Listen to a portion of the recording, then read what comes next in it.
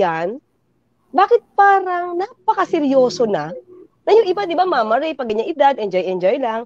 Pero ikaw parang ang lawak na ng narating ng pagiging miyembro mo or a chairperson ng Anak Bayan. At ano yung nagpa-trigger sa'yo para, ayoko sabing aktivista na para ipaglaban kung ano yung alam mong dapat na karapatan ng kapwa mo?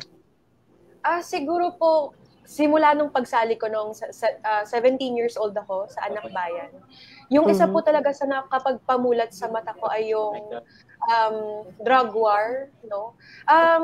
Nakikita ko po na merong talagang kailangan gawin about sa drugs sa bansa natin dahil very widespread siya. Pero para sa akin po, at bilang doktor din po yung aking nanay, ay alam ko po na it's a health concern. It's not, hindi mo po dapat muna gawin yung mga extreme na mga bagay katulad ng pagpatay, which is very, inhustisya po siya, no?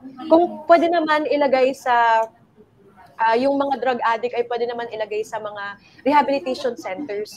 So yun po yung isa sa mga nakapagsabi sa akin na may kailangan akong gawin kasi hindi lang ito ay para sa kinabukasan ko rin, ito ay para sa kinabukasan ng aking maliit na kapatid, no? Kinabukasan din ng aking pamilya, kaya kailangan may gawin ako. So yun po yung nagtulak sa akin na sumali sa Anak Bayan nung 17 years old ako.